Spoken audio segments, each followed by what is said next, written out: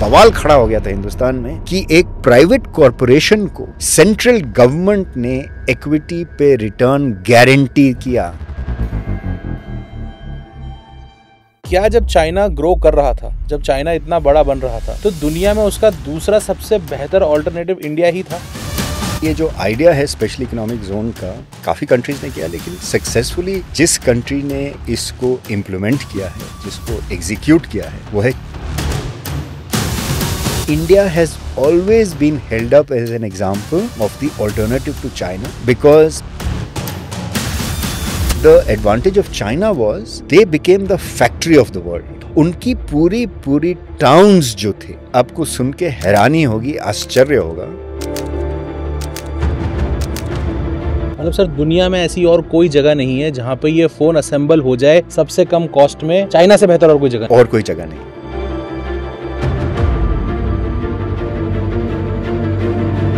China is leading the world in EVs. China is leading the world in innovation. तो military innovation भी हो रहा है वहाँ पे, टेक्नोलॉजी इनोवेशन भी हो रहा है, आपका AI का इनोवेशन हो रहा है वहाँ पे। तो but they have been through the process. So what is the lesson for us in India? हाँ, 91 में एक बहुत बड़ा क्राइसिस हुआ था। We were unable to import because no country wanted to do business with us. हमें सोना भेजना पड़ा था, बाहर शिप करना पड़ा था टू बोरो फ्रॉम। और उसके बाद जो हमने ये किया कि आज के टाइम में हिंदुस्तान के अंदर सबसे बेहतरीन स्पेशल इकोनॉमिक जोन का एग्जांपल क्या है? कई इकोनॉमिस्ट कहते हैं कि our whole country should be a special economic zone. Though we may be the fourth largest economy in the world, in scale and size India has always been held up as an example of the alternative to China. There was no other country, और अभी भी नहीं है, that could rival China. जो China, तो हिंदुस्तान का भी यही है। If it's not well, अभी हमारा वक्त आया है, आएगा, हमारा समय आएगा।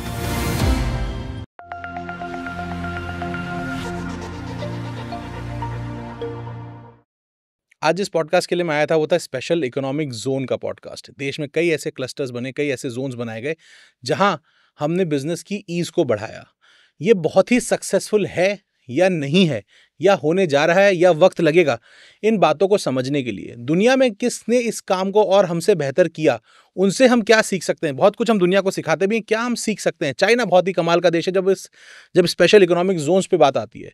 इन बातों को समझने के लिए, स्पेशल इकोनॉमिक जोन के पीछे के माइंडसेट को समझने के लिए, क्या स्ट्रैटेजी होती है उसको समझने के लिए, क्या है ये पूरा कॉन्सेप्ट क्या है, इस बात को समझने के लिए आज जो गेस्ट मेरे साथ हैं उनका नाम है श्री रजत कथूरिया सर। बहुत ही कमाल का व्यक्तित्व, एक बहुत ही कमाल के इकोनॉमिस्ट हैं। इस पूरे पॉडकास्ट के दौरान जो आप सुनेंगे शायद आपको अंदर तक हिला दे, आपको मजा आ जाए। आपको इकोनॉमिक्स की इस तरह की डेप्थ मिलना अबाउट स्पेशल इकोनॉमिक जोन मुश्किल है। तो बहुत बहुत स्वागत है आपका जेके सुपर पॉडकास्ट में सर। बहुत बहुत स्वागत है आपका जेके सुपर पॉडकास्ट में।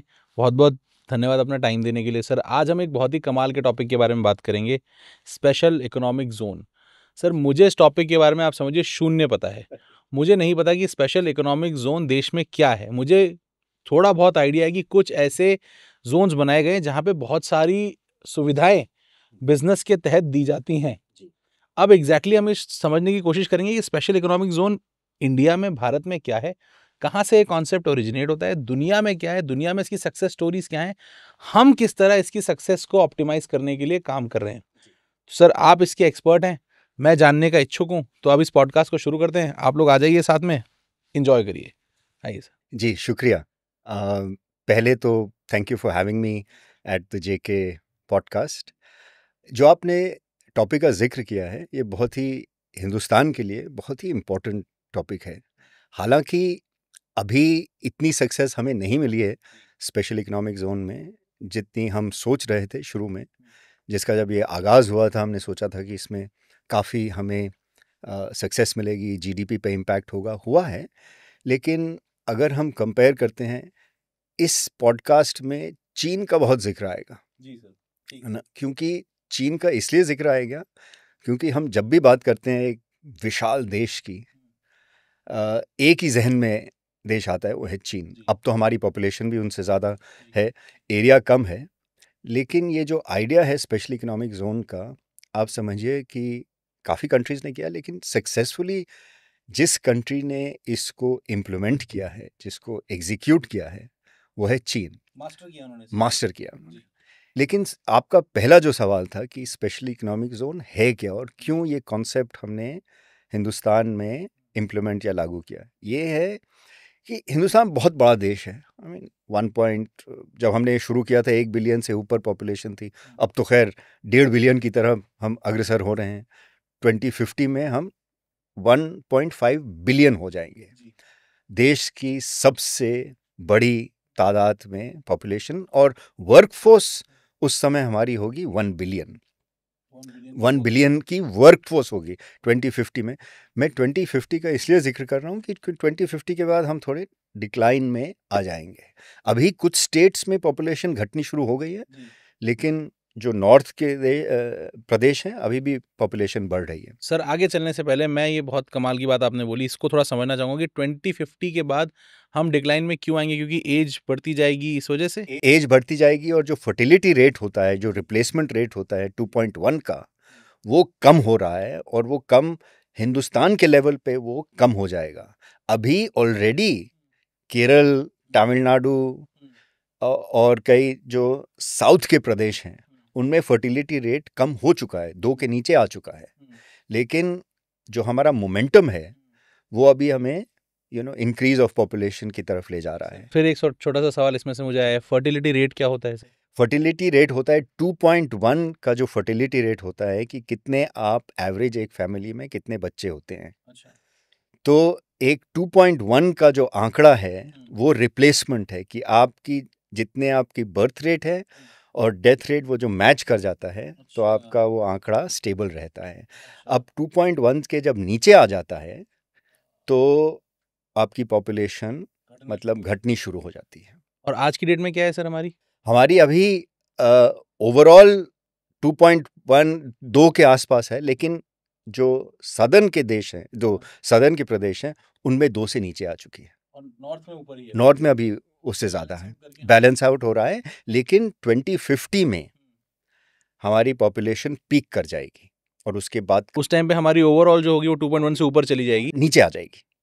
फर्टिलिटी रेट हमारा ओवरऑल नीचे आ जाएगा और हमारी पॉपुलेशन 1.5 बिलियन से कम होने लगेगी, उसके बाद डिक्लाइन कर जाएगी। सर 2050 तक ऊपर जाती रहेगी? ऊपर जाती रहेगी, हमारी पॉपुलेशन डिक्लाइन करने लगेगी। तो जब हमारी पॉपुलेशन बढ़ रही है अभी, तो अभी हमारे जैसे कहते हैं डेमोग्राफिक डिविडेंड जो है या डेमोग्राफिक प्रोफाइल जो है हमारा, वो अभी यंग बल्ज है। जैसे आप नीचे से ऊपर जाएं तो बीच में बल्ज है। 60% हमारी पॉपुलेशन जो है वो 30 साल से कम की उम्र की है। तो हमारी दे से that we are a young population. And that is the demographic dividend that we want to reap. And it's a good positive for a country. It's a positive for a country, provided that we are able to create jobs for them. Correct. तो ये सब मसला जो है, जो हमारा demographic dividend का जो है, लोग कहते हैं कि ये डेमोग्राफिक डिविडेंड है, तो मैं इसको कहता हूं कि ये डेमोग्राफिक डिविडेंड अभी बना नहीं है। ठीक बात सर। डेमोग्राफिक प्रोफाइल है हमारी, जो हमारे अभी जो पॉपुलेशन जो है वो काफ़ी यंग है। China has begun to age. आप सोचिए जापान में या कोरिया में या कुछ यूरोप, वेस्टर्न यूरोप के देशों में इंसेंटिव दिए जा रहे हैं। स्कैंडिनेविया में बच्चे पैदा करने के लिए इंसेंटिव दिए जा रहे हैं कि आप बच्चे पैदा करिए। उनकी जो एजुकेशन है, पीएचडी तक कई देशों ने कह दिया है कि आप बच्चे पैदा करिए। जापान में मसला जो है, the cost of raising a child is so much कि वो अब बच्चे पैदा नहीं कर रहे हैं, या उनको डिसाइड करना पड़ता है कि one of the parents has to go out of the labour force. Most of the time Japan में वो लड़की ही पॉपुलेशन, मतलब वो लेबर फोर्स के बाहर चली जाती है, रियरिंग द चाइल्ड, और फिर वापस आने की कोशिश करती है। उस समय जब वापस आने की कोशिश करती है दिक्कत होती है, तो कभी आ ही नहीं पाती है। तो इसलिए वहाँ जो पॉपुलेशन है वो डिक्लाइन कर रही है। एंड व्हाट इज हैपनिंग, दे से necessity is the mother of invention. ज़रूरत होती है तो आप इन्वेंट करते हैं। तो इन देशों में क्या इन्वेंट हो रहा है? लेबर सेविंग टेक्नोलॉजी हो रही है, एआई तो हो ही रहा है, हमारे देश में भी हो रहा है, लेकिन लेबर सेविंग टेक्नोलॉजी की वजह से अब जो काम जो ह्यूमंस करते थे वो अब टेक्नोलॉजी से एआई कर रहा है। टेक्नोलॉजी इज रिप्लेसिंग लेबर और ज़रूरी हो गया। आप सोचिए वॉशिंग मशीन कब आई? जब वॉशिंग मशीन आई तो आपकी मेड्स जो थी, ऐसा नहीं है धोबी की उनकी ज़रूरत कम हो गई, और ऐसा नहीं है कि बाहर के देशों में पहले कपड़े हाथ से नहीं धुलते थे। वॉशिंग मशीन आई तो उससे जो सेविंग हुई ह्यूमंस की, मतलब परिश्रम की जो सेविंग हुई, फिर वो लेबर फोर्स में आ गए तो कुछ और काम करने गए। जैसे कंपैरेटिव एडवांटेज है इसमें, मेरा वॉशिंग क्यों करूं जब मैं जाके कमा सकता हूं और एक वॉशिंग मशीन खरीद ली। इनफैक्ट काफ़ी इकोनॉमिस्ट ने, अर्थशास्त्रियों ने इस पे काफ़ी काम किया है कि वॉशिंग मशीन या टेक्नोलॉजी का जो इम्पैक्ट होता है जीडीपी पर वो क्या होता है, कितनी लेबर सेव हुआ और फिर उस लेबर ने क्या किया। और वॉशिंग मशीन का एक उदाहरण दे रहा हूँ मैं, एक एग्जांपल दे रहा हूँ, बहुत कमाल का एग्जांपल है सर। लेकिन आप तो कई उदाहरण ले सकते हैं इससे कि आपके जैसे वॉशिंग मशीन हो गई, आपके रेफ्रिजरेटर हो गया, आपके माइक्रोवेव हो गया, आपके वो पोछा लगाने के लिए भी मशीन आ गई है, झाड़ू लगाने के लिए भी मशीन आ गई है। अभी इतनी पॉपुलर नहीं हुई हिंदुस्तान में, लेकिन बाहर जा देखिए अब वैक्यूम क्लीनिंग भी रोबोट्स कर रहे हैं। तो अब वापस आए अपने सपोज SEZ पे, इसका ये बैकग्राउंड में लेते हुए, खूबसूरत बैकग्राउंड सर, मजा आ गया जी सर। तो इधर SEZ पे हिंदुस्तान के जो साइज है, पॉपुलेशन जो है, कई इकोनॉमिस्ट कहते हैं कि our whole country should be a special economic zone.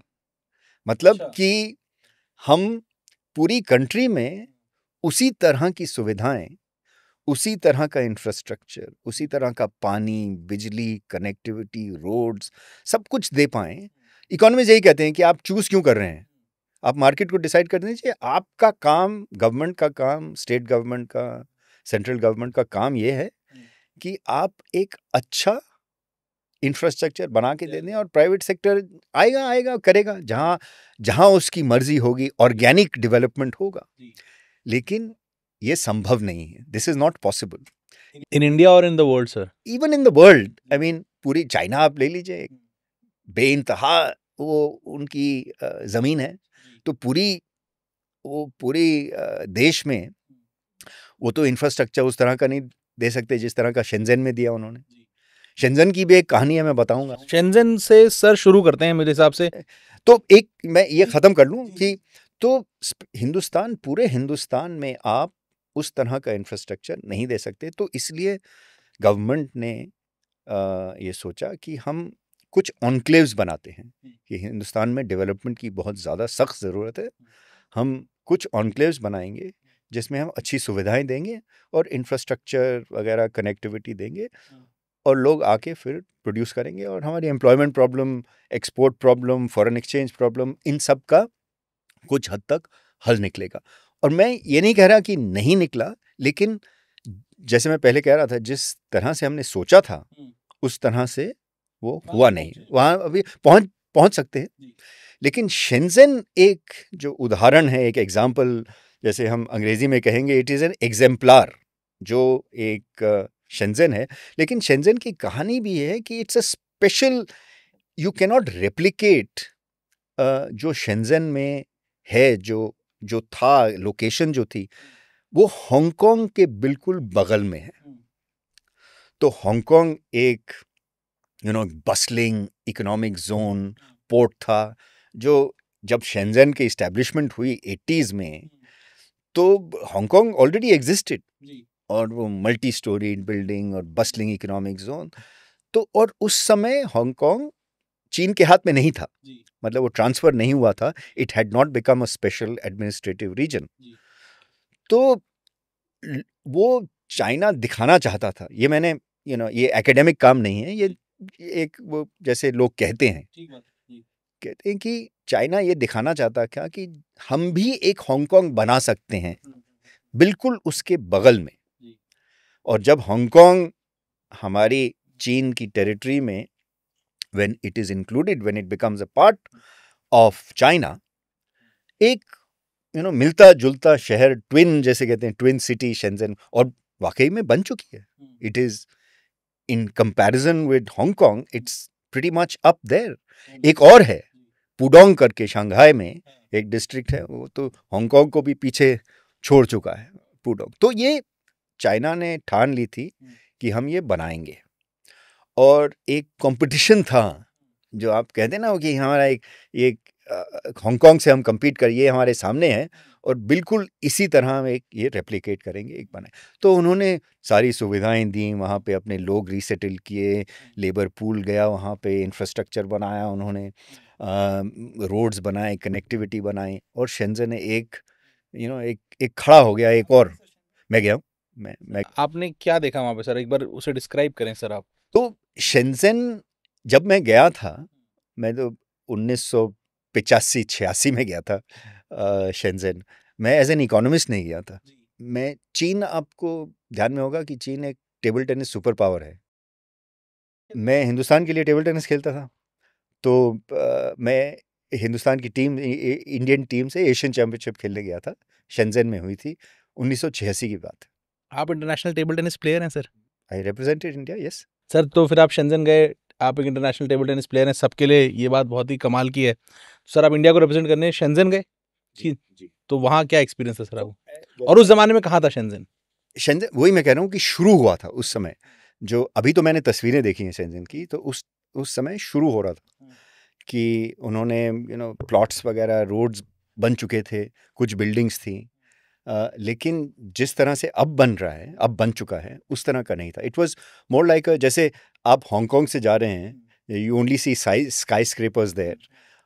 Shenzhen was not, it was 1 storey buildings, 2 storey buildings. अभी बन ही रहा था. होटल्स भी, हम जिस रिजॉर्ट में रहे थे और जहाँ पे मैचेस हुए थे, वो सब फ्लैट स्ट्रक्चर्स थे, 1 स्टोरी 2 स्टोरी. अब तो आप, it's unrecognisable, I mean compare to that time.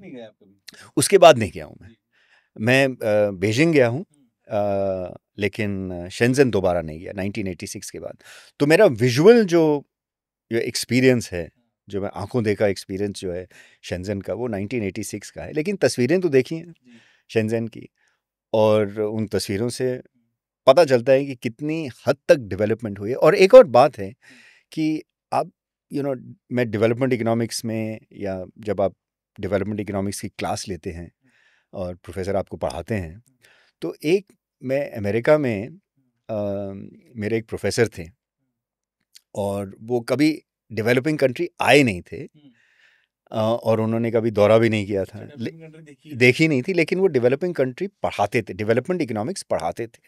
मतलब कोई बड़ी बात नहीं है, ऐसे कई होंगे दुनिया में जो डेवलपिंग कंट्री देखी नहीं है लेकिन पढ़ाते हैं.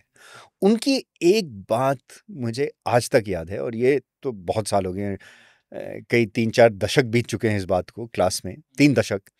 लेकिन उन्होंने एक बात कही थी, और उन्होंने हालांकि अपने खुद नहीं देखा था, लेकिन उन्होंने एक बात कही थी कि it is possible to recognise a developing country then to define it. उसका मतलब क्या है कि मतलब एक तो इंडेक्स होगा कि आपकी पर कैपिटा इनकम कितनी है, आपका इंफ्रास्ट्रक्चर कितना है, आपका एग्रीकल्चर कितना है, आपका मैन्युफैक्चरिंग कितना है. जैसे आप डेवलप करते जाएं, एग्रीकल्चर की प्रोपोर्शन कम होती जाती है, घटती जाती है. अमेरिका में जैसे एग्रीकल्चर अब 2% है उनकी इकोनॉमी का, 80% सर्विसेज हैं.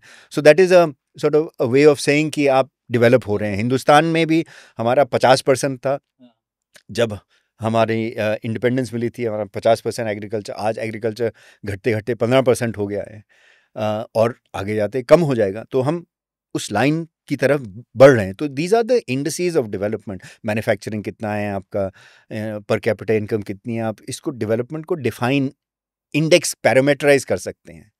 लेकिन उनका कहना था उसके अलावा भी आप जब सड़कों पे चलते हैं, आप जाते हैं आसपास, अपनी तरफ देखते हैं, तो आपको पता चल जाता है कि इस सिटी में, इस रीजन में, इस कंट्री में कितनी डेवलपमेंट हुई है.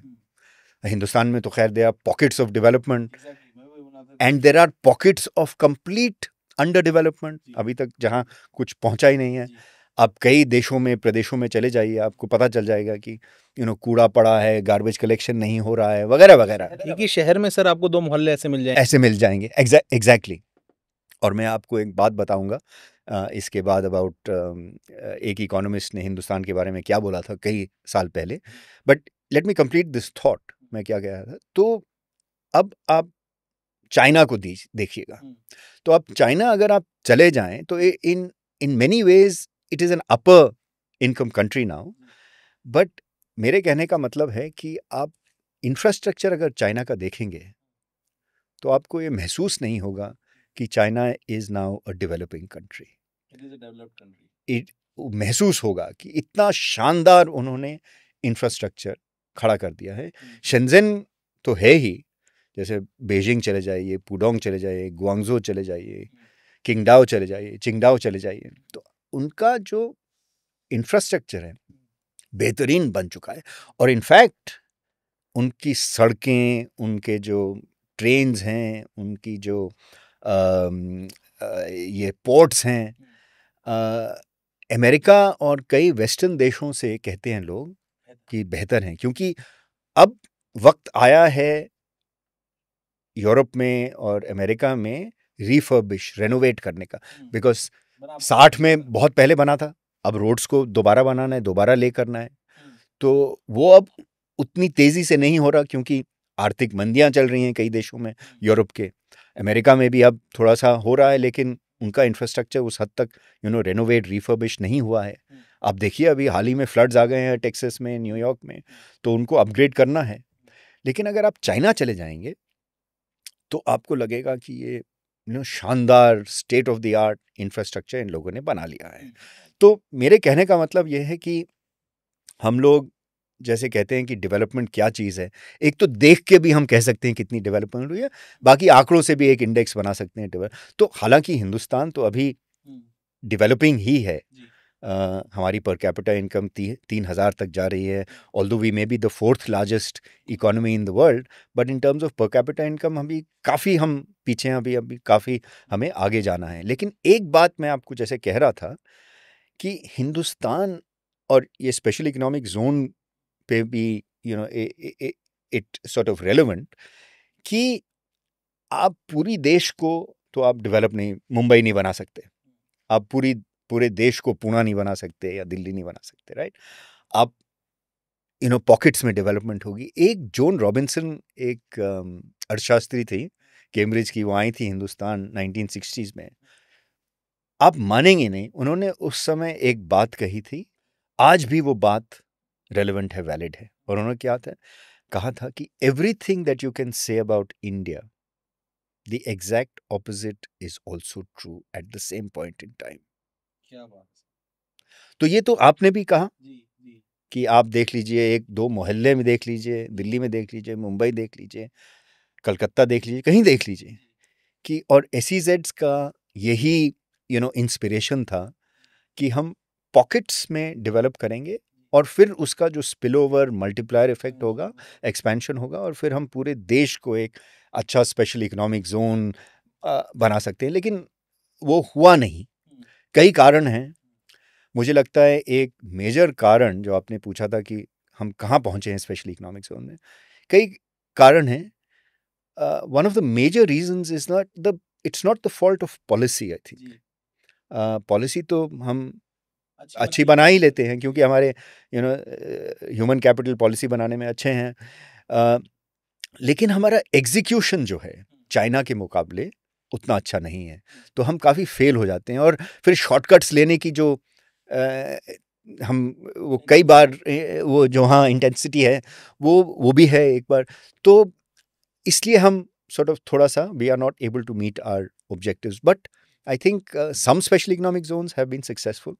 जैसे आपका एक गुजरात में है, जेम्स एंड ज्वेलरी का है, एक जामनगर का है, तो कई सक्सेसफुल, अभी श्री सिटी बन रही है एक, तो दैट्स ऑल्सो। सर जब ये पूरा विजन तैयार हुआ और हम इसको एग्जीक्यूशन की तरफ गए, तो हमने क्या विजुलाइज किया था सर? हम कहाँ पहुंचना चाहते और हम एक्चुअली ऑन पेपर हमने क्या क्या बनाने का सोचा था और किस तरह से सोचा था सर, उस बारे में बता सकते हैं कुछ? तो स्पेशल इकोनॉमिक जोन का जो क्राइटेरिया था, जो हमने सॉर्ट ऑफ शुरू में बनाई थी, हमने सोचा था कि हम we have to become competitive.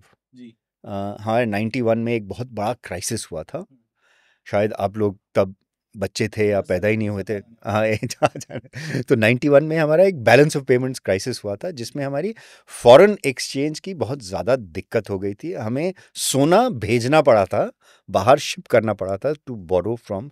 तो फॉरेन एक्सचेंज की बहुत बड़ी समस्या, बहुत बड़ी दिक्कत हो गई थी। एग्जैक्टली क्या हुआ था इसके अंदर? बैलेंस ऑफ पेमेंट क्राइसिस था हमारा। तो नॉर्मली हर कंट्री इंपोर्ट करता है चीज़ें बनाने के लिए, बाहर एक्सपोर्ट करने के लिए, डोमेस्टिक कंजम्पशन के लिए। तो हमारे साथ कंट्रीज़ इंपोर्ट करने को तैयार नहीं थी, हमें एक्सपोर्ट करने को तैयार नहीं थी। We were unable to import because no country wanted to do business with us, क्योंकि हमारे पास हमारे फॉरेन एक्सचेंज रिजर्व्स जो हैं, जो आज की तारीख में करीब $600 बिलियन की तरफ हैं। उस समय हमारे जो $1 million of foreign exchange, $1 million foreign exchange reserve, which were not sufficient to cover even 3 weeks of imports at that time, import coverage ratio जो होता है। तो आज हमारा फॉरेन एक्सचेंज रिजर्व जो है, अगर आप देखें तो it can cover about 1.5 years of imports. तो लोग जब हमारे साथ बिजनेस करते हैं, जो क्रेडिट वर्दीनेस जो होता है, तो आपके पास फॉरेन एक्सचेंज रिजर्व्स हैं, और 1.5 year is a decent span of time. उस समय 91 में हमारे पास सिर्फ 3 हफ्ते की राशि थी, और इसीलिए लोगों ने कहा कि अब तो हम, अगर आप इंपोर्ट, हाँ बिल्कुल हिल गया था, और पॉलिटिकल क्राइसिस भी चल रहा था उस टाइम। मंडल कमीशन आपको याद होगा, वो पॉलिटिकल क्राइसिस भी चल रहा। तो 91 में हमने वो रिफॉर्म जो किया, we had to pledge gold to the IMF to get. तो कहने का मतलब है कि हमारी foreign exchange crisis, we were in a foreign exchange crisis, and you can only earn foreign exchange if countries are willing to do business with you. अगर आप foreign direct investment आएगा, आपके कंट्रीज अपने, जैसे एप्पल आएगा, Foxconn आएगा, जो अब आएंगे, टेस्ला आएंगे, फॉरेन इन्वेस्टमेंट, तो that is one way of getting foreign exchange. The other way is आप निर्यात करें, एक्सपोर्ट करें। लेकिन आप जब इंपोर्ट ही नहीं कर रहे हैं तो एक्सपोर्ट कैसे कर सकते हैं? So that was the crisis. और उसके बाद हमने काफ़ी रिफॉर्म किए, लाइसेंस राज, पब्लिक सेक्टर इन्वेस्टमेंट जो है कम हुआ, प्राइवेट सेक्टर इन्वेस्टमेंट हुआ। और उसके बाद जो हमने ये किया कि हमने कहा कि हम स्पेशल इकोनॉमिक जोन्स बनाएंगे, जिसमें हम सारे रूल्स एंड रेगुलेशंस जो हैं उसको ईज कर देंगे। शुरू में हमने टैक्स हॉलीडेज दिए, 100% टैक्स हॉलीडेज दिए। उसके बाद 50% हमने टैक्स हॉलीडेज दिए। टैक्स हॉलिडे क्या हो गया? टैक्स हॉलीडे मतलब आपका जो भी अर्निंग्स है उस पर आपको टैक्स देने की ज़रूरत नहीं है, 5 साल तक आपको टैक्स देने की ज़रूरत नहीं है। और हालांकि हमने शुरू में ये कहा था कि आप फॉरेन एक्सचेंज अर्निंग्स जो हैं आप रिपैट्रिएट मत करिएगा, आप दोबारा हिंदुस्तान में ही लगा दीजिएगा। तो आपका अगर फॉरेन एक्सचेंज जैसे रिपैट्रिएशन होता है, अगर आप कुछ कमाएं हिंदुस्तान में, आपने बाहर भेज दिया, अब तो अलाउड है, लेकिन उस समय रिस्ट्रिक्शंस थी, और बट टैक्स हॉलीडेज भी थे उस टाइम। तो टैक्स हॉलीडेज दिए, आपने अच्छा इंफ्रास्ट्रक्चर दिया, अंदर आपने plug and play sort of से। ये तो 1991 में हमने रिफॉर्म शुरू किया, डी लाइसेंस किया। उसके बाद जब तक हमारा स्पेशल इकोनॉमिक जोन का जो एक्ट आया, 2005 में आया स्पेशल इकोनॉमिक जोन का एक्ट, तो हमने ये सब चीज़ें जहन में रखी कि हमने क्या, फॉरेन एक्सचेंज क्राइसिस हुआ था, हमारे डेवलपमेंट चैलेंजेस क्या थे, और उसके बाद हमने स्पेशल इकोनॉमिक जोन्स क्रिएट किए। तो इसमें बेसिकली ये है कि आपका फॉरेन इन्वेस्टमेंट आए। चाइना का डेवलपमेंट ऐसे नहीं है कि चाइनीज़ इन्वेस्टमेंट से डेवलप हुआ है। China's development is a contribution of foreign direct investment.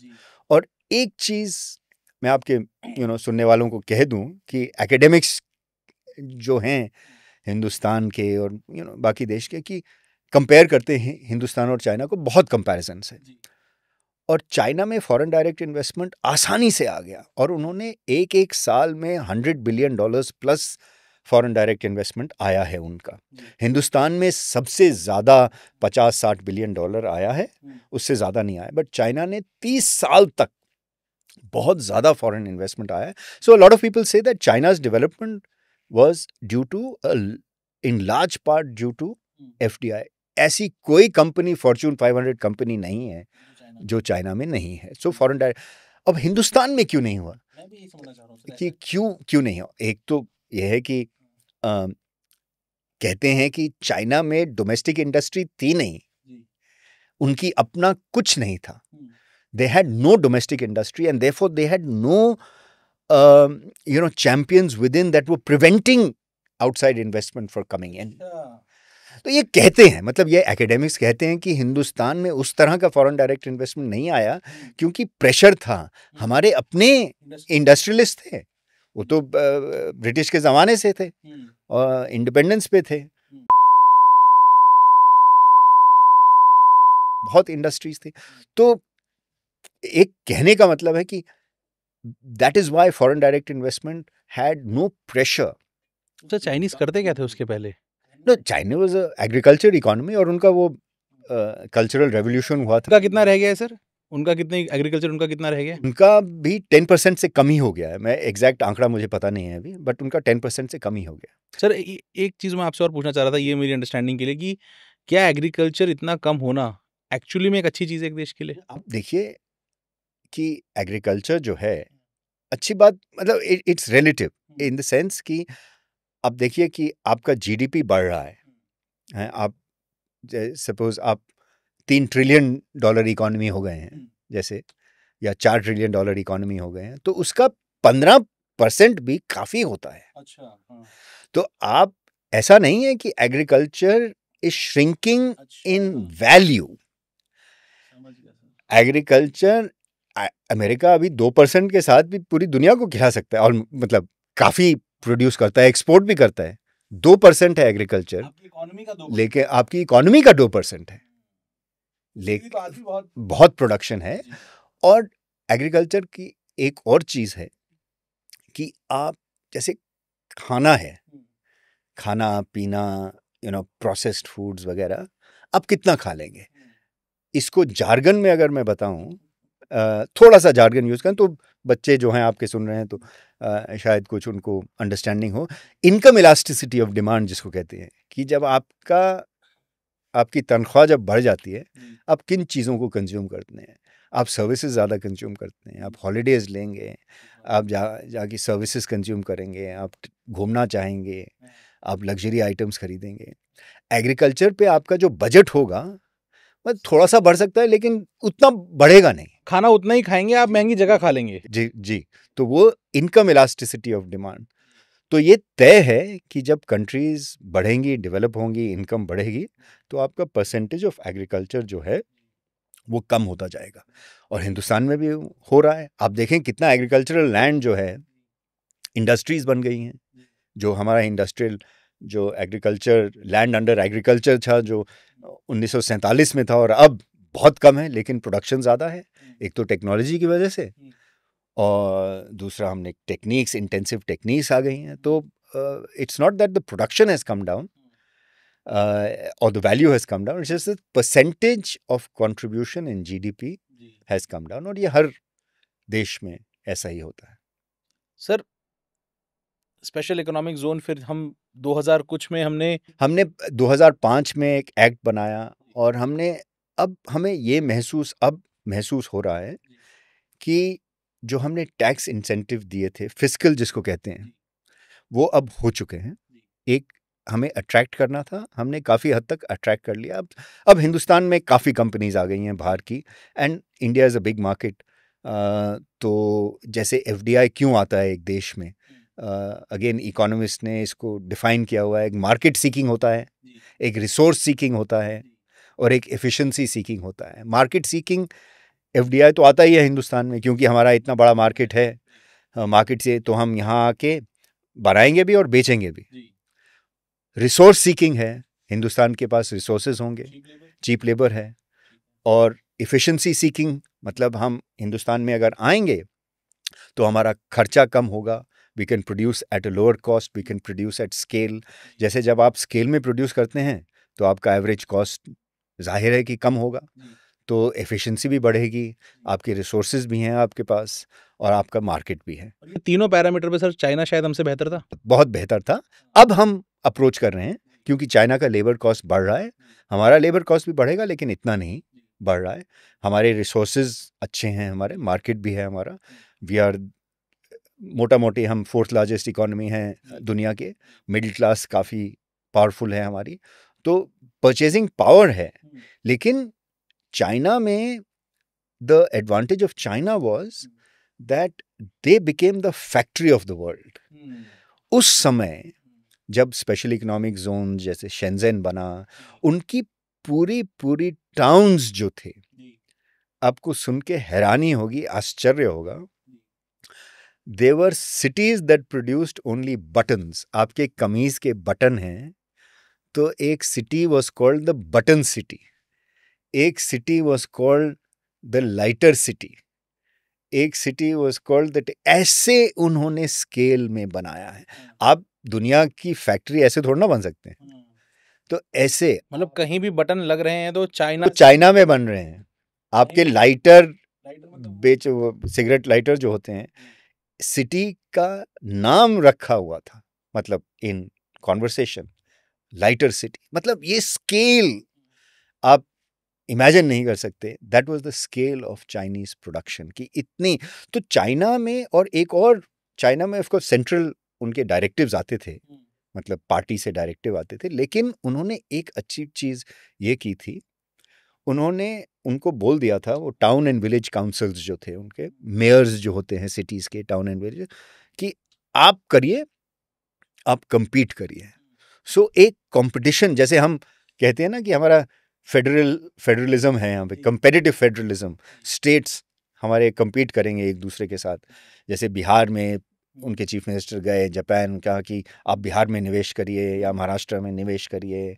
ऐसे होता है, हिंदुस्तान में भी होता है, चीफ मिनिस्टर जाके they want to attract investment. वहाँ पे टाउन एंड विलेज एंटरप्राइजेज जिसे कहते थे, उस समय की बात 90s की बात है, तो वो दे वर कम्पीटिंग विद ईच। और ये लोग पॉलिटिकल, जो उनके मेयर्स होते थे सिटीज़ के, they also became politically very powerful, और वहाँ पे इन्वेस्टमेंट आते थे, and they were competing, but they were also getting the scale, they were creating the huge scale because the foreign market was open। अब मतलब नोएडा का सांसद जाके ही बिजनेस लेके आ जाता था ऐसा जी, वाओ। ऐसे, और लोग चाहते थे, बिकॉज उनका जो कॉस्ट ऑफ प्रोडक्शन था, अमेरिका में जैसे एक लेबर को आप $10,000 दे रहे हैं, वहाँ पे तो आपको $50-60 में इतना फर्क था कि आपको, जैसे अमेरिका ने एक ज़माने में कह दिया, अमेरिका ने, कि जो कपड़े थे सारे चाइना से सिल के आते थे, एपरल्स, टेक्सटाइल्स, उन्होंने एक एक कमरे में 100 लोग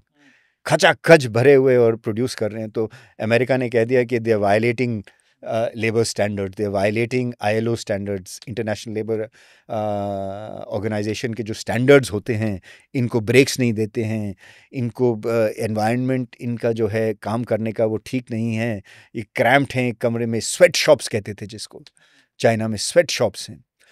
तो लोग कहते थे कि ये अमेरिका इतना सेंसिटिव कैसे हो गया चाइनीज लेबर के बारे में, मतलब why they so concerned about Chinese labour.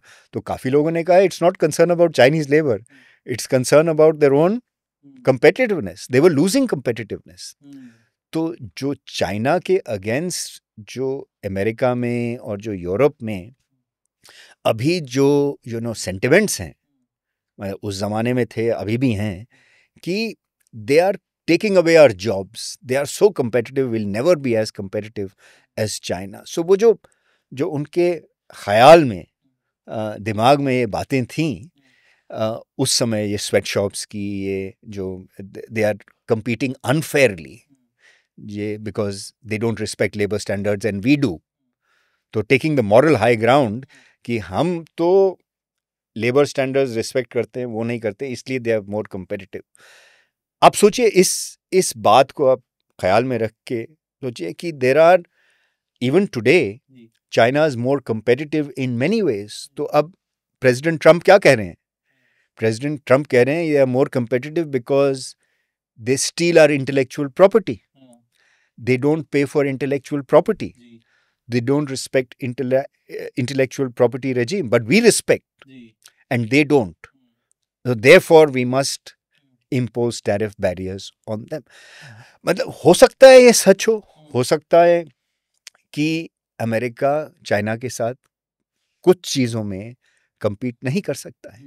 Manufacturing में अब ट्रम्प क्या कह रहे हैं? ट्रम्प कह रहे हैं कि we will get manufacturing back into America.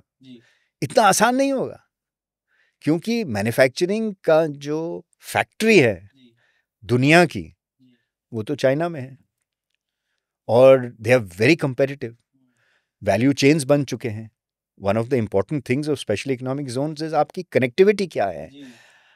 आपका जो आईफोन बन रहा है या आपका फोन बन रहा है, वो पार्ट जो आपका फोन खोलिए, 50 देशों के पार्ट्स हैं इसमें, और चाइना असेंबल तो अब चाइना में हो, अभी भी चाइना में असेंबल होता है। तो आपके लिंकेजेस हैं, आपके वैल्यू चेन्स बने हुए हैं, आपके पोर्ट्स हैं, एफिशिएंट है, टर्न अराउंड टाइम आपका कुछ ही घंटों में। शंघाई पोर्ट में ऐसे आते हैं शिप्स।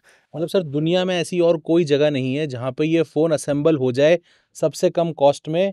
चाइना से बेहतर और कोई जगह और कोई जगह नहीं है। अभी भी हिंदुस्तान अब कुछ हद तक करने लगा है, जैसे फॉक्सकॉन आया है, श्री सिटी में जैसे आया है, और कई 2-3 जगह और फॉक्सकॉन की इन्वेस्टमेंट्स हैं। लेकिन जो स्केल चाइना ने अचीव कर लिया था, मतलब उनकी फैक्ट्री में एक जगह से दूसरी जगह तक जाना, आपकी कार फैक्ट्री में या कार असेंबली लाइन में या फ़ोन की फैक्ट्री में एक जगह से दो पैदल नहीं जा सकते थे आप। अभी भी आपको गोल्फ कार्ट लेनी पड़ती है। That is the scale. मतलब आप सोचिए, हिंदुस्तान में तो इतनी बड़ी फैक्ट्री आपको शायद ही मिले, और हमारे तो स्मॉल इंडस्ट्रीज़ ने तो साइज़ लोग, क्योंकि अगर बड़े हो जाते थे तो गवर्नमेंट के टैक्स नेट में आ जाते थे और लेबर लॉज के उसमें आ जाते थे चुंगल में, तो लोग छोटा ही रहना पसंद करते थे। लार्जली स्मॉल इज़ ब्यूटीफुल कहते थे। बट चाइना ने जो स्केल अचीव किया है, वो मतलब इट्स ऑलमोस्ट फैंटास्टिकल, फिक्शनल जैसे कहते हैं ना, फैंटास्टिकल। वो स्केल मुझे लगता नहीं है कि अब ज़रूरत है और उसमें हम पहुंच भी पाएंगे। बहुत, और स्केल जब आपका होगा तो आपका कॉस्ट, जाहिर है आपका कॉस्ट भी बहुत कम होगा। और चाइना ने तो $6-7 के मार्जिन पे आईफोन बनाए हुए हैं, $6 के मार्जिन पे। सारा पैसा तो जाता था अमेरिका, बिकॉज डिज़ाइन जो है अमेरिकन है, इंटेलेक्चुअल प्रॉपर्टी जो है वो अमेरिकन है, 40%, 50%। फिर चिप मैन्युफैक्चरर ताइवान या साउथ कोरिया। चाइना तो सिर्फ असेंबल करता था। चाइना ने जो आज जिस लेवल पे टेक्नोलॉजी पे, जिस लेवल पे चाइना आज है, 30 साल पहले या 25 साल पहले वहाँ नहीं था। उन्होंने इन्वेस्टमेंट R&D में बहुत ज़्यादा इन्वेस्टमेंट किया है और इस लेवल तक पहुँचे हैं। तो हमें भी कोई मैजिक नहीं है इसमें, जैसे कि कोई आसमान से गिरा और आप बन गए। इसमें there is toil, there is hard work, there is a process, and China has gone through that process. शुरू किया, as I said, कुछ नहीं था 86 में, फॉरेन इन्वेस्टमेंट आया, उन्होंने चोरी की, इंटेलेक्चुअल प्रॉपर्टी चोरी की, किया होगा, लेकिन उन्होंने दे क्रिएटेड द इंफ्रास्ट्रक्चर। दिखता है आपको, आपके नज़र के सामने है, उन्होंने क्रिएट किया इंफ्रास्ट्रक्चर, उन्होंने क्रिएट। अब तो खैर China is leading the world in EVs, China is leading the world in innovation. अब तो मिलिट्री इनोवेशन भी हो रहा है वहाँ पे, टेक्नोलॉजी इनोवेशन भी हो रहा है, आपका AI का इनोवेशन हो रहा है वहाँ पे। तो but they have been through the process. India has many positives, बहुत पॉजिटिव्स हैं हिंदुस्तान के बारे में, अभी मैंने जिक्र नहीं किया। लेकिन एक ये है कि पॉवर्टी लेवल्स जो हैं हिंदुस्तान में काफ़ी हाई, मतलब यू गेट 80 करोड़ लोगों को राशन मिलता है वगैरह। तो but poverty also is level at विच लोग कहते हैं कि अनएम्प्लॉयमेंट हिंदुस्तान में सॉर्ट ऑफ ज़्यादा नहीं है। लेकिन क्यों नहीं है ज़्यादा अनएम्प्लॉयमेंट? क्योंकि I can not afford to be unemployed. The level at which I have to work to make my ends meet. तो जो एंटरप्रेन्योरशिप क्वालिटी जो है, कई लोग कहते हैं जुगाड़ है, I don't like the word jugaad. I think it's much better to use the word frugal innovation. कम में हम इनोवेट कैसे कर सकते हैं।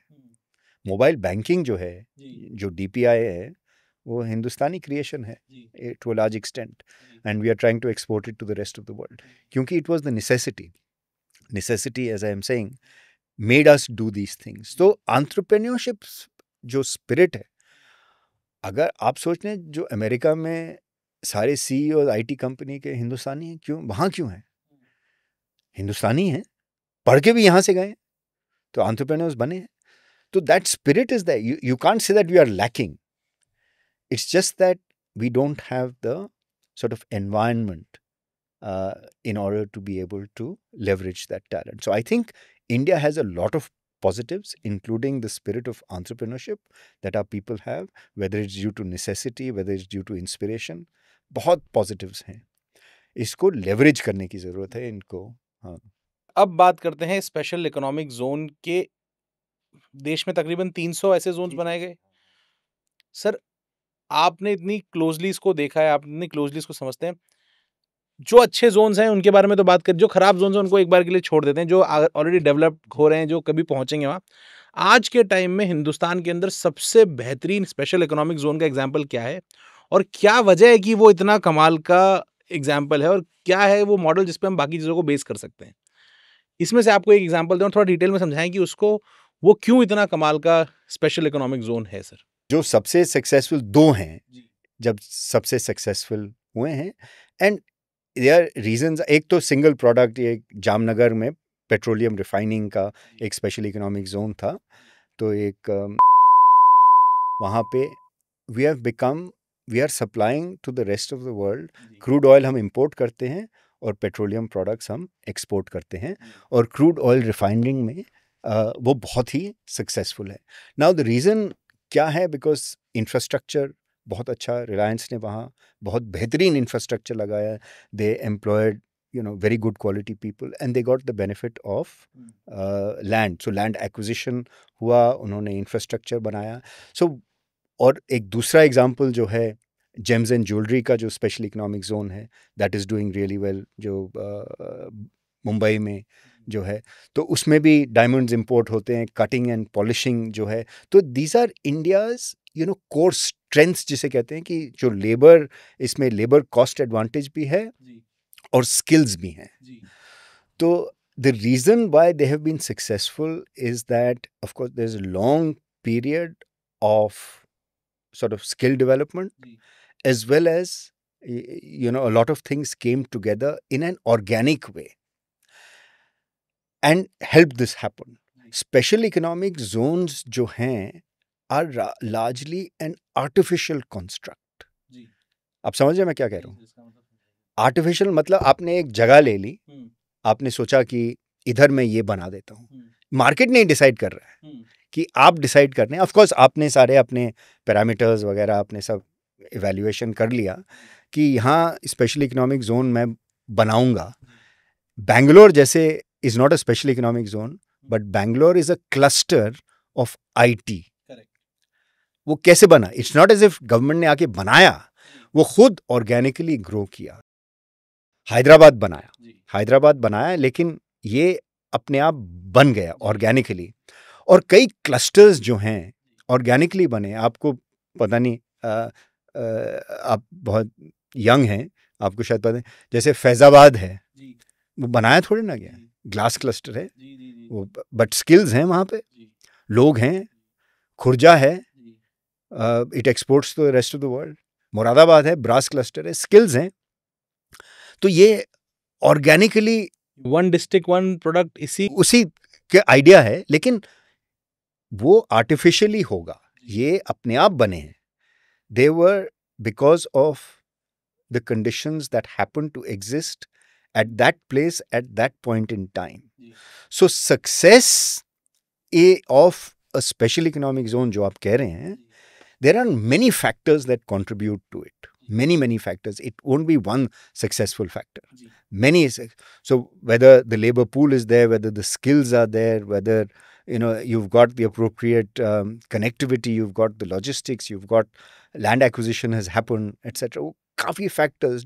So जो organically develop हुए, जैसे Silicon Valley, जो America's greatest cluster, is not a special economic zone, or it's not something that has been created by the वो ऑर्गेनिकली बन गया, बैंगलोर बन गया, क्लस्टर बन गया।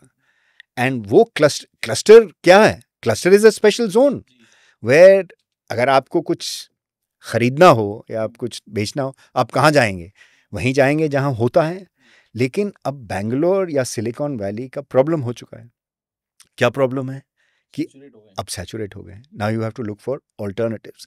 सो जो स्पेशल इकोनॉमिक जोन्स हम बना रहे हैं या जो 300 का जो आपने जिक्र किया उसमें से बहुत कम सक्सेसफुल हुए हैं, it's the coming together of many factors that define a special economic zone. It's not just one causal factor जो आपको कह सके। कई सक्सेसफुल नहीं हुए क्योंकि जो वहां गए उनका इंटेंशन ही नहीं था कि मैं प्रोड्यूस करूं। कई तो ऐसे हैं कि लैंड खाली पड़ा है अभी, आप 30-40% ऑन पेपर हैं, लोगों ने प्रोडक्शन शुरू ही नहीं किया है। क्यों नहीं किया? क्योंकि सोचते थे कि हमें ज़मीन मिल जाएगी स्पेशल इकोनॉमिक जोन में और लैंड आर्बिट्राज कर सकते हैं। तो ये मतलब द अब्यूज ऑफ, हाँ, जो अब्यूज ऑफ जो पॉलिसी कह सकते हैं, रेंट सीकिंग, तो कई तो वो हैं। बट सक्सेस के लिए जो माइंडसेट जो चाहिए, जो जिसके बारे में हम पूरे पॉडकास्ट में हमने जिक्र किया है, वो चाइना का जो माइंडसेट था कि हमने सिंगल माइंडेडली हमने उस चीज़ को फॉलो किया। जो हिंदुस्तान में जो सक्सेसेस हुई हैं वो, as I said कि I mean I cannot isolate, जैसे आप पूछ रहे हैं कि क्या था, you have to get so many things right in a special economic zone. मैं आपको एक उदाहरण दूंगा, नेगेटिव उदाहरण है बट उदाहरण है। तो स्पेशल इकोनॉमिक जोन में इंपोर्ट्स फ्री होने चाहिए, बिकॉज स्पेशल इकोनॉमिक जोन है तो आप फिर ड्यूटी फ्री इंपोर्ट्स आने चाहिए। तो अगर आपके इंपोर्ट्स आएँ तो आपके वो जो जिस कंट्री से भी आ रहे हैं, लेट्स से जापान से आ रहे हैं, आपके कोई केमिकल्स आ रहे हैं and they are time bound, they have to be imported and refrigerated within the special economic zone, and then once they are refrigerated उनको प्रोसेस करके जो भी आप बेच रहे हैं मार्केट तक पहुंचाना है आपको, फार्मास्यूटिकल प्रोडक्ट बना रहे हैं। तो अब आपके जो इतने टाइम सेंसिटिव प्रोडक्ट जो इंपोर्ट हो रहे हैं ड्यूटी फ्री, आपको एंट्री देनी चाहिए। तो कई बार वो कमिश्नर जो स्पेशल इकोनॉमिक जोन का कमिश्नर होता है, मुझे हार्ड कॉपी दिखाइए आप इसके पेपर्स की दिखाइए, तो अब गवर्नमेंट तो soft copy PDF signs accept कर रही है, तो नहीं, मैं तो हार्ड कॉपी एक्सेप्ट करूंगा।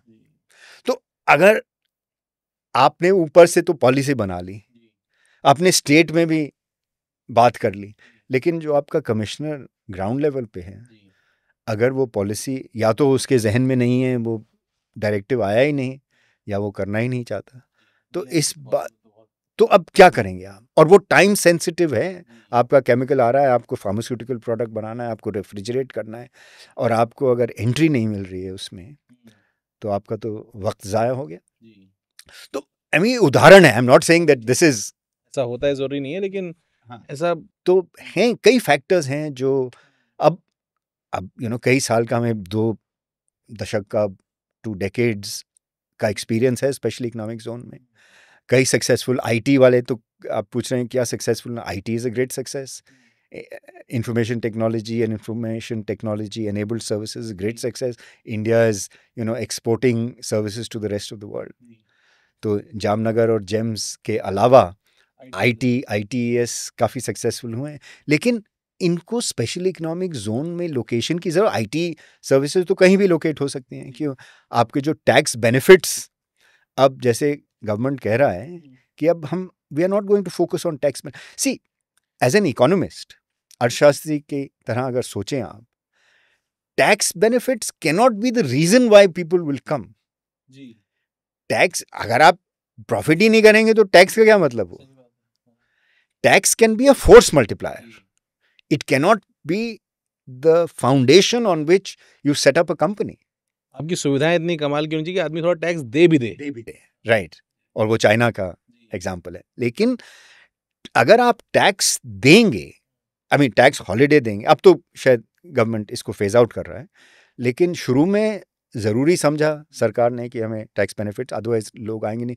आप पता नहीं, आप लोगों के आप काफ़ी अंदाज़ा नहीं होगा, लेकिन उसका what is the learning? The learning is that आपका एनवायरनमेंट जो है ऑपरेट करने, आपको इतनी बेइंतहा ज़रूरत थी पावर की, दैट आपने you laid out the red carpet, जैसे कहते हैं ना वो रेस टू द बॉटम, आपने सब कुछ दे दिया, स्वीट, इतनी स्वीट डील कर दी कि आपके पास कुछ बचा ही नहीं।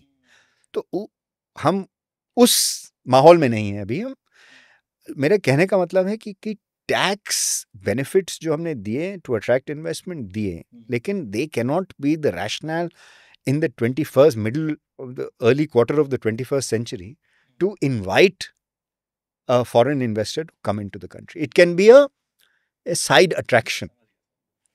तो ITES, I don't think in information technology अब इनका फेज आउट कर रहे हैं, इनका जो टैक्स हॉलीडेज, ऑफ कोर्स जो कंपनीज होंगी they will want it, but we have to move away from, और ये सरकार की ये भी एक अच्छी चीज सरकार कर रही है कि you move away from fiscal incentives to providing good infrastructure. So from fiscal to promotion, right?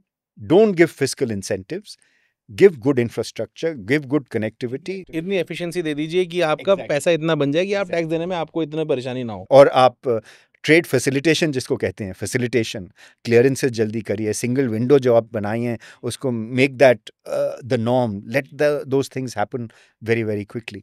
एक चीज़ मेरे एक्सपीरियंस में जो मैं सरकार के साथ काम किया है, सरकार में काम किया है, सरकार के साथ काम किया है एज ए थिंक टैंक हम लोग, तो एक सॉर्ट ऑफ जब मैं वो मीटिंग्स अटेंड करता था प्राइवेट सेक्टर जैसे private industry bodies and the government, so government has a clear plan in mind, जैसे मिनिस्ट्री ऑफ कॉमर्स हो गए या मिनिस्ट्री ऑफ फाइनेंस हो गई, उनका प्लान है कि हमें अब प्राइवेट सेक्टर को सब्सिडीज हटा के अब हमको प्रमोशन करना चाहिए. We should get away from subsidies and into providing them good quality. What the government provides is the public goods, good quality public goods, both physical as well as intangible. That is trade facilitation. ये करने तो private sector खुशी खुशी आके invest करेगा. और एक और इसमें there is an academic paper which is very interesting. Sir बहुत ही कमाल की बातचीत आज हमने आपके साथ की, बहुत ही कमाल की चीज़ हमने आपसे समझी है. आई थिंक हम एक स्पेशल इकोनॉमिक जोन को ही समझने आए थे, लेकिन वो तो एक फिजिकल इंफ्रा है, लेकिन उसके पीछे का माइंडसेट, उसके पीछे के स्ट्रैटेजीज, उसके पीछे की पॉलिसीज, उसके पीछे की कमियां, जो आपने पूरी दुनिया, पूरा यूनिवर्स हमें इसका समझाया, बहुत ही कमाल का समझाया सर. किस तरह से चाइना से सीखने की भी ज़रूरत है. चाइना ने कुछ काम कमाल के भी किए हैं, जो सीखने की जो ज़रूरत है, और हम किस डायरेक्शन में कहाँ बढ़ रहे हैं, ये जो आपने पूरी पिक्चर दिखाई सर, ये बहुत ही कमाल की थी सर. जेके सुपर पॉडकास्ट पे आने के लिए मैं आपको तहे दिल से धन्यवाद दे रहा हूँ सर. मैं आपको बहुत ही ज़्यादा शुक्रिया कहना चाहता हूँ, क्योंकि आई थिंक जब मैं इस पॉडकास्ट में आ रहा था, मैं सोच रहा था कि क्या समझूंगा मैं इस चीज़ के अंदर, मुझे बहुत कम आइडिया था. लेकिन और मैं सर के साथ अब बहुत ही कमाल के और भी पॉडकास्ट करूँगा, कई सारी सीरीज ऑफ पॉडकास्ट करूँगा around the economics of different states. And if you have any idea please comment also, बताइए कि क्या सर बहुत कमाल के इकोनॉमिस्ट हैं, क्या क्या मैं उनसे और पॉडकास्ट के थ्रू आप तक पहुँचा सकता हूँ, मुझे ज़रूर बताइएगा कॉमेंट के अंदर. सर बहुत बहुत धन्यवाद जेके सुपर पॉडकास्ट में आने के लिए. Thank you sir. शुक्रिया. अभी आसमान और भी हैं, तू शाहीन है, परवाज़ है तेरा काम, अभी तेरे आगे आसमान और भी हैं. बहुत बहुत धन्यवाद. कमाल सर. Thank you sir.